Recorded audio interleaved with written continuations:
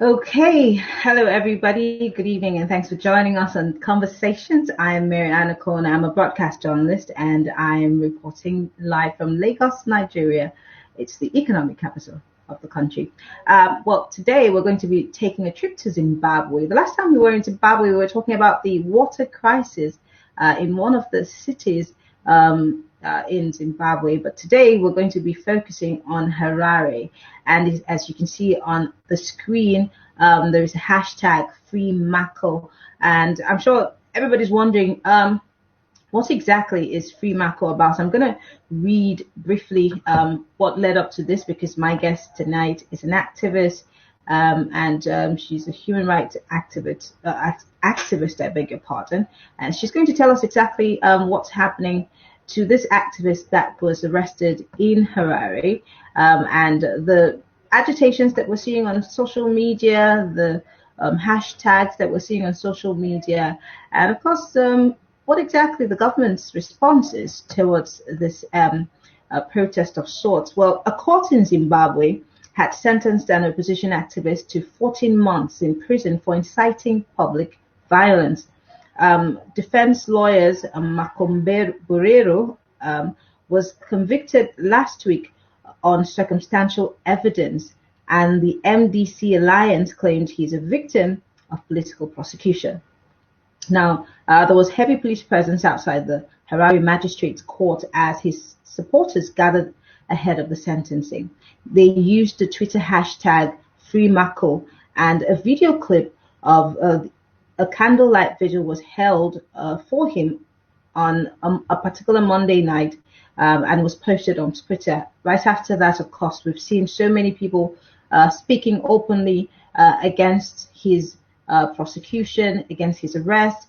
And most people across the world have, at some point or the other, seen how activists or very outspoken, maybe journalists or normal citizens who've spoken against governments in different parts of the world, or maybe, certain politicians, and these people end up in prison. So today, my guest is Thandekile Moyo, and she is a human rights activist.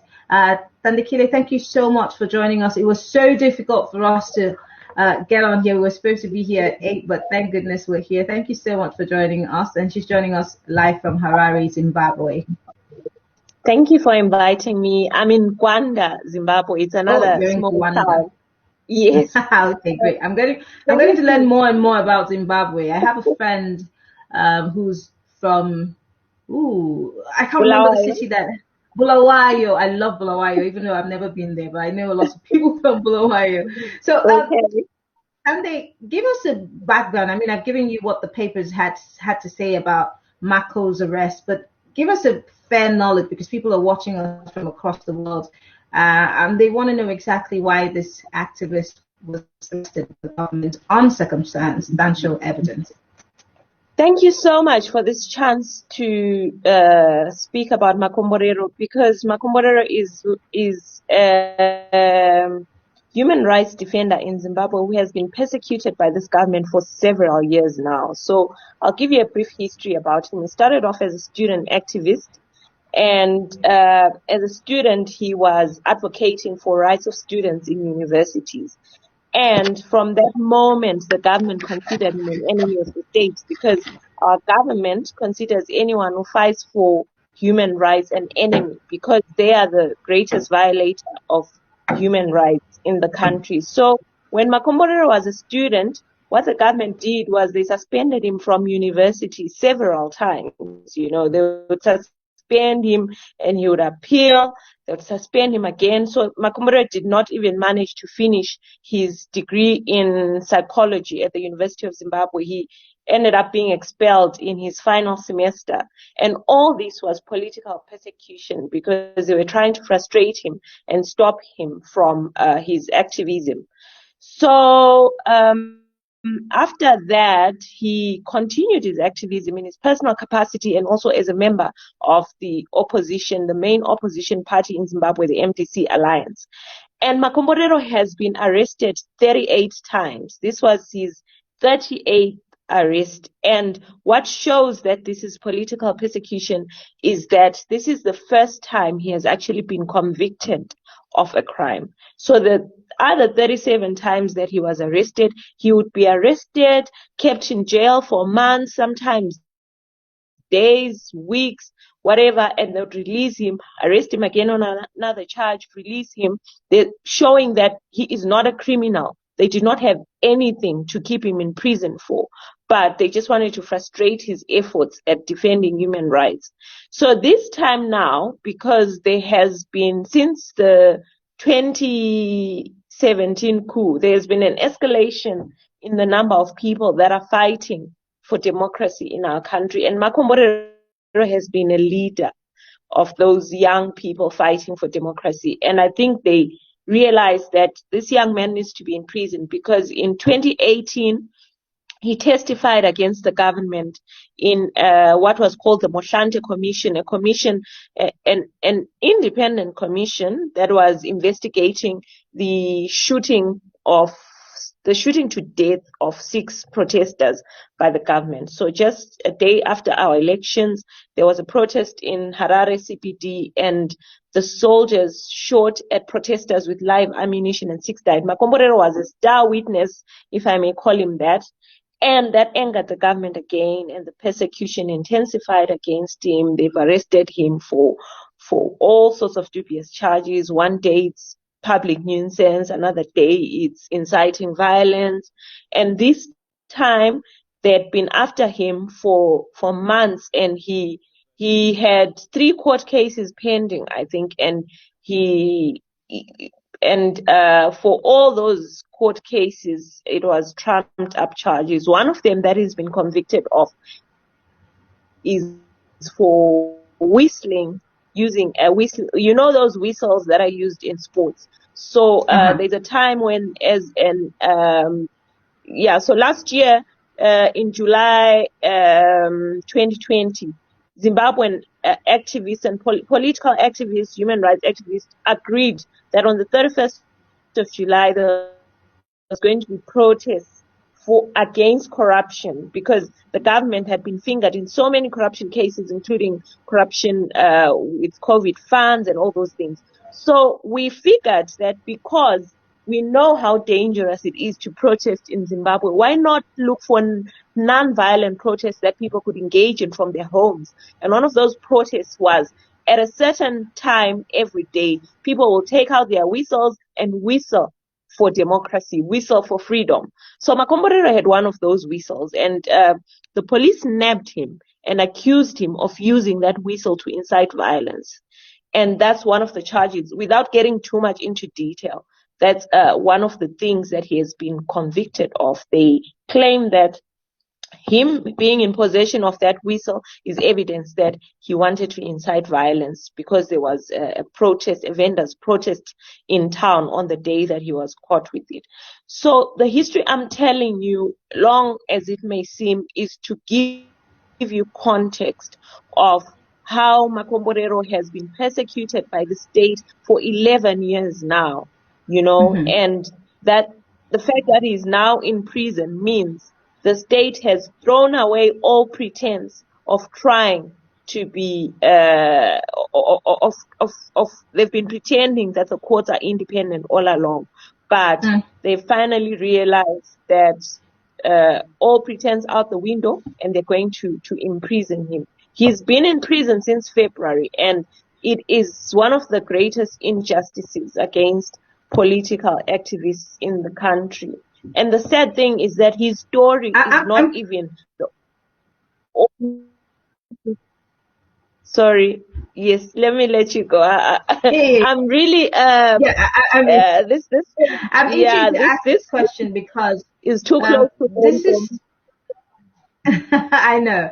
I'm itching to ask the question because this is not something that's new in Africa, because we see that there seem to be more political prisoners and prisoners of conscience, because maybe the government of the day is either dictatorial, or they seem not to like the standpoint of the people who are outspoken are these activists. And I'm asking, are there several other people who fall in the category of Mako here? Because you seem to say that the government have been after him for 11 years. So that's a long time. Has there been a precedent? Is this the first time this is happening, where the government has arrested an activist, an outspoken person who's calling for the dividends of democracy and asking that government be accountable? Has there been any precedents before now, or this is the first of its kind? No, Makomborero is one of hundreds of activists that have been persecuted by the Zimbabwean government. So an example that I can give of how this is the norm, it's not an exception, is that when Makomborero was arrested, some of his comrades decided to hold a press conference to say free Makomborero. And at that press conference were three women that the government has also been persecuting for a long time. These women are Joanna Mamombe, Cecilia Chimbiri, and Netai Marova. I don't know if you've read about the case of three women that were abducted by the Zimbabwean government and assaulted in so many ways, tortured, held for 3 days in a case of enforced disappearance. And the government has been persecuting these women by claiming that they faked their abduction. And they've been failing to imprison them because they know that these are trumped up charges. But to frustrate them, they've arrested them for that, and they keep putting them in prison and getting them out. So these women were also at the conference that was calling for the freedom of Makomborero. And what did the government do? Instead of letting them have their press conference, they arrested them as well. And they spent about 2 months in prison. They were just released on bail, I think last week, showing that Makomborero's arrest is part of a systematic and widespread attack on activists and political opponents by the government of Zimbabwe. And right now, as we speak, there are so many other people in jail. It's not just Makomborero, and it will be an injustice for me to start naming them, because it would mean so many people I erased from the story, because I don't even know all of them.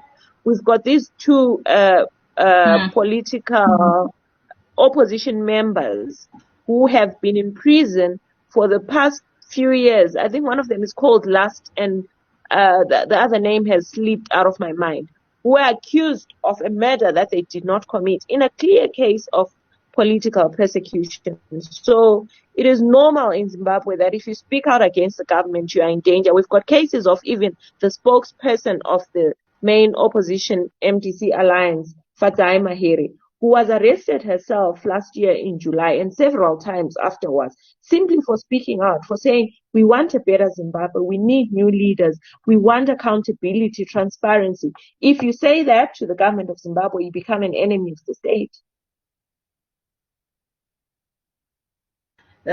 This sounds very familiar to me, because in October of 2020, Nigerians also demanded for an end to bad governance, and an end to, some people were shot at, and that matter is still a case that the government is yet to accept if people were killed or not. And like I said, this is something that's very used to happening in Africa, and it really makes us wonder if we can really ever have good governance in Africa if we keep having dissenting voices from outside the government being shut down by the government because they do not like what they're saying. But let me move on to talk about the leadership of President Emerson Mnangagwa. What's it been like? Because of course, former President Robert Mugabe used to be seen as a strong force, someone who many have criticized his modus operandi. But then, of course, he died, and Emerson Mnangagwa became the president. How has he handled leadership so far? And is there more to it than what we see on international media or from the stories that are coming out of Zimbabwe? So, as you say, President Mugabe was a dictator, and his deputy was Emerson Mnangagwa. And Emerson Mnangagwa had been under Mugabe's wing for decades. Since 1980, he'd been working with him. In 1980, early 80s, he was actually the Minister of State Security, meaning he was working closely with President Mugabe. And when a genocide was perpetrated in Matabeleland, southern Zimbabwe, where the government of Zimbabwe at the time perpetrated a genocide that left more than 20,000 people dead. Emerson Mnangagwa was one of the main perpetrators of that genocide. I'm giving you this history so you understand that Emerson Mnangagwa coming into power in 2018 was never going to be any thing to celebrate for Zimbabweans, because he was Mugabe's right-hand man for decades. He was he co-perpetrated all the crimes that Robert Mugabe is accused of. What that simply means is that President Mnangagwa is somebody who, if he lets go of power, the next place is going to be is probably a prison cell. So this is the reason why these people hold on to power, and that is why they are so repressive and violent, because it's the only way that they can hold on to power, and it's the only way that they can keep themselves from prison. So from 2018, when President Mnangagwa became president, his main agenda has been to hold on to power. And the only way for him to hold on to power has been violence. He's perpetrated so much violence in the few years that he has been president that it is scary to think how bad it's going to be going forward, because we're approaching election year and we know that the country has so many dissenters who are quiet out of fear. So they are probably going to express their dissent during elections. And this is the time, election time is the time that this government has shown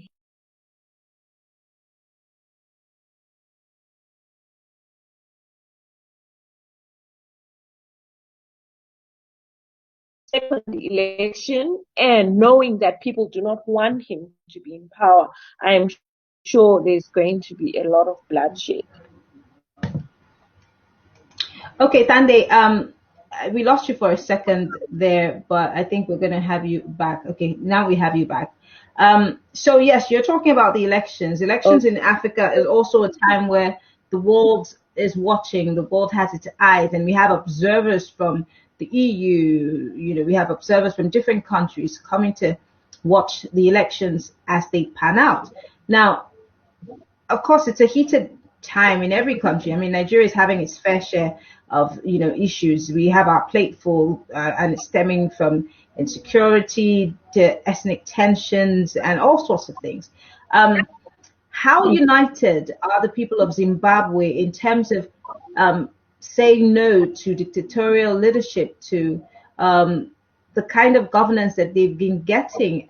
One would have hoped that with an Emerson Mnangagwa, things would have taken a different turn. But like you have clearly stated, he worked under President Robert Mugabe, and so obviously the apple is not falling too far from the tree is the case. Is there hope that Zimbabwe would get a leadership that would move away from what they have already known for the several years that former President Robert Mugabe led? And how do we get freedom as Africans to speak up when we have something other than good leadership or good governance? Where is the free speech? How do we demand for the dividends of democratic governance? Okay, thank you for that question. So the first thing I'm going to address is the issue of elections, and how you said elections are the time when the world is watching.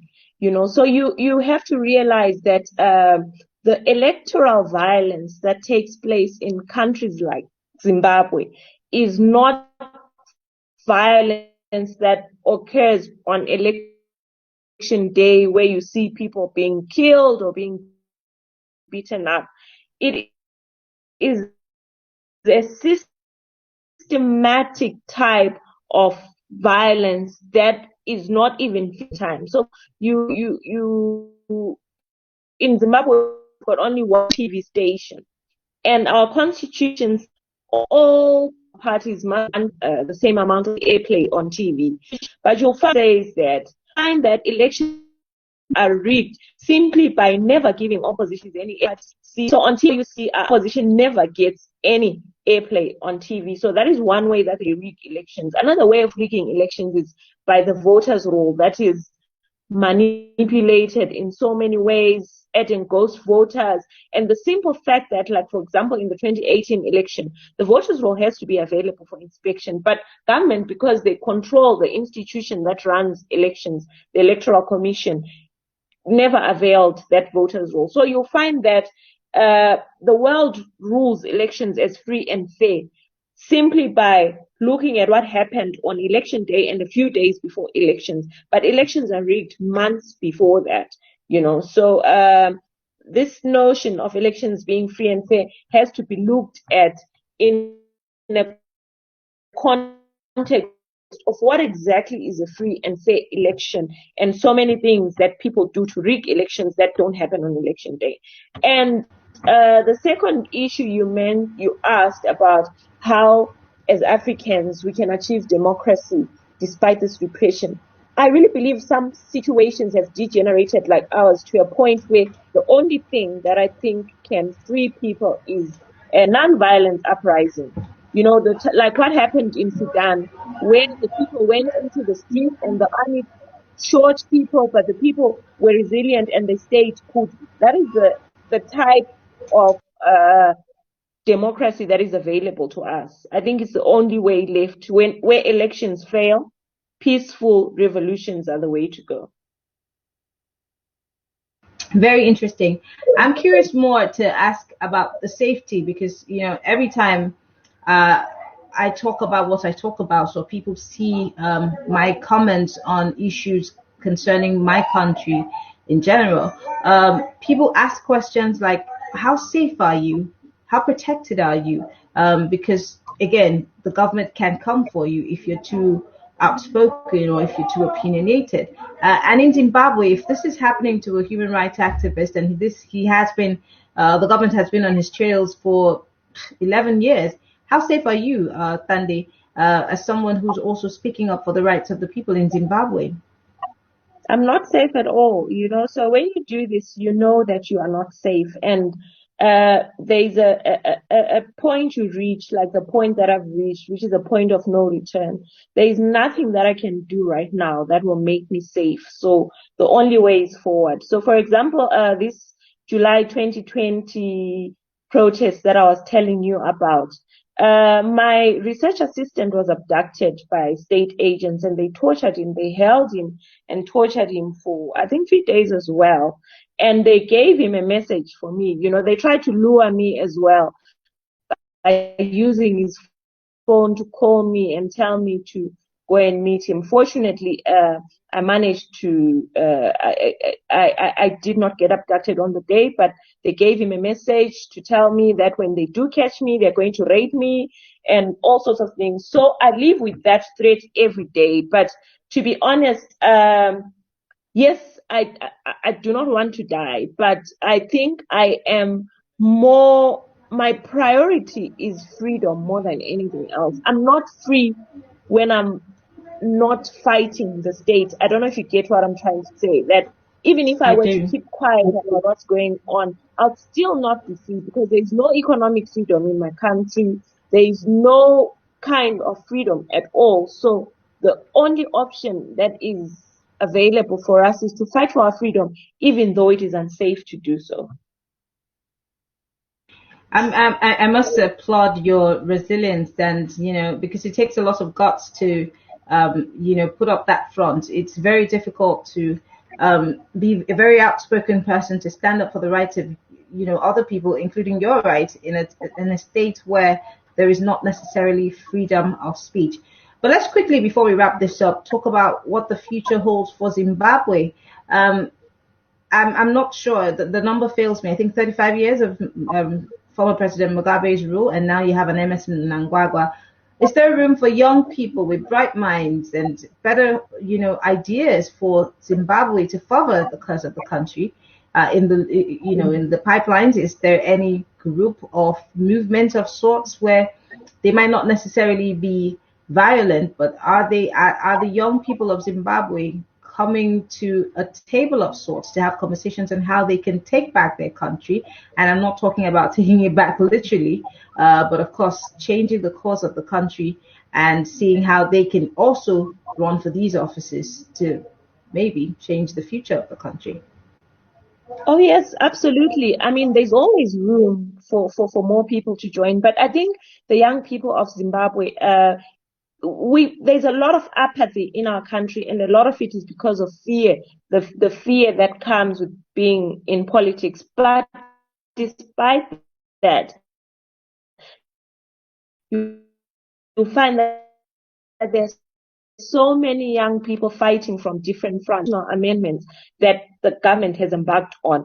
And you'll find that Makomborero himself was also fighting from a political and social front. So we've got so many young people that have stood up to this government and said, we know that this is dangerous, but we are going to keep fighting. But because the state is powerful and repressive, people fail to consolidate.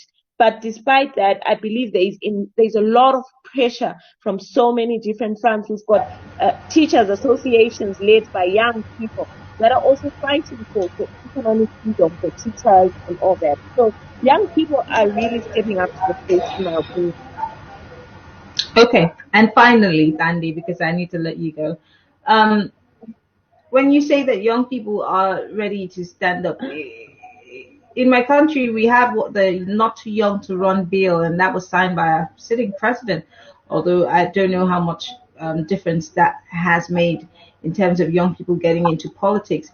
Um, Again, there is that saying that politics is a dirty game, hence the reason why a lot of people don't get involved. I mean, people who are well meaning and people who have great ideas on how to lead a country, most of these people, shy away for either religious reasons, because, Africans were very religious people. And sometimes we think that faith and politics should not mix. It's like oil and water. Is that the same thing in Zimbabwe? Do you see a lot more young people getting involved in politics? Because you cannot say you want to take, your country to a better future if you're not involved in political activities, whether we like it or not. That should be the case. But is that the same situation in Zimbabwe? Are you seeing more and more young people getting involved in politics? Well, the situation you explained is exactly the situation that is here, where you see even women being afraid to get into politics because of all the patriarchy in politics, where for you to survive as a woman in politics, you sometimes have to sacrifice so much of yourself. So yes, we do experience those things as well. And because of the fear that I explained earlier, a lot of young people are afraid to get into politics. But I think they're trying. I mean, considering the circumstances that we are in, the few that are doing so, I believe, will encourage more and more young people to join, because the more repressive the state gets, the more people start speaking out. And that's what I've been noticing in Zimbabwe. That, for example, just last week, the state arrested two young ladies, spent a night in prison for wearing a Zinasu t-shirt. Zinasu is a national students union, and these students have been also at the forefront of fighting for democracy. So these two young ladies were arrested for wearing t-shirts. And what did young people do? They have been buying those t-shirts in their numbers. There is now a drive to wear those t-shirts, meaning that at some point, this whole repression thing backfires and actually encourages young people to join politics. Well, I want to say thank you to you. Thandekile Moyo is a writer and she's a human rights defender, and she is from Zimbabwe. Zimbabwe is a country in the western part or the southern part of Africa. I beg your pardon. Thank you so much, Thande. I know that this is like almost your bedtime, but you decided to speak to us on this issue. Now, I'm hoping for the best, and I do not know what question to ask in terms of Mako, because I do not know if there is a case, an appeal of sorts to get him out of prison, and I do not know how free the judiciary in Zimbabwe is. But you can feel free to answer that so we can wrap up.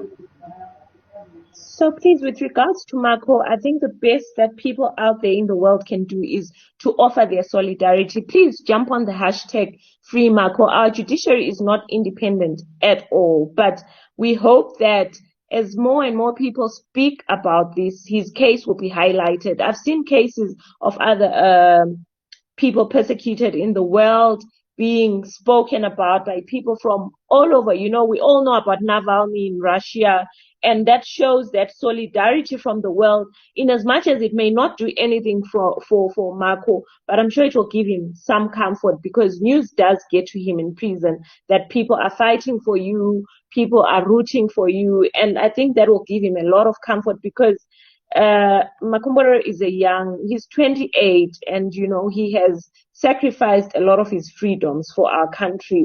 And I do hope the world can recognize young people like that who are willing to stand up for what is right. And so please just hashtag Free Mako and make it trend for a day.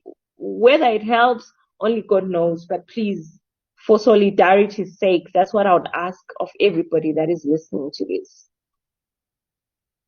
I want to say thank you once again. Thandekile Moyo is a writer and a human rights defender from Zimbabwe. If you have questions, she's on Twitter. Can you tell us your Twitter handle so people can follow you? Because there's a lot going on your Twitter.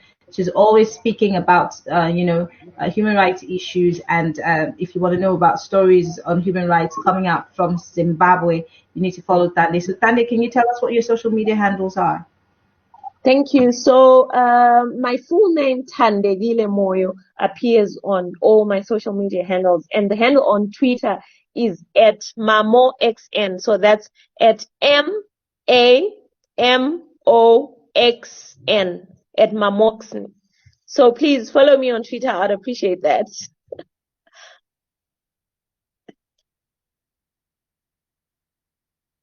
Hello? Well, Thande, can you hear me now? Can you hear me? Yes, I can hear you. I don't know if you got my handle for yes, Twitter. Yes, we did. Yes. Okay, that's so fine. Everybody can follow you and follow the hashtag Free Mako. Mako is, yes, MAKO. So you can follow that handle, and then you can find out more about what's happening in terms of human rights in Zimbabwe. Thande, thank you so much for being part of the conversation. Do have a good evening. Thanks to you. Thank you. Mako will really appreciate this. Thank you so much. All right. Thank you. Well, my name is Mary Ann Duke Okon. It's been a very good and very interesting, educating conversation with Thande from Zimbabwe, talking about human rights activists being oppressed, being imprisoned under President Emerson Mnangagwa. Well, let's hope that if people jump on the hashtag, more attention will be brought to the human rights issues in Zimbabwe. I'll see you same time next week on Discussions with Mary Ann. See you tomorrow, or maybe the day after. It's HAPS TV, Network of the Now. If you want to watch a replay, you can go on my Twitter handle. It's at MIMIEYO. My Instagram is also at MIMIEYO. Or you can just watch on my YouTube channel, Mary Ann Duke Okon. Have a good evening from Lagos, Nigeria. See you sometime soon. Bye-bye.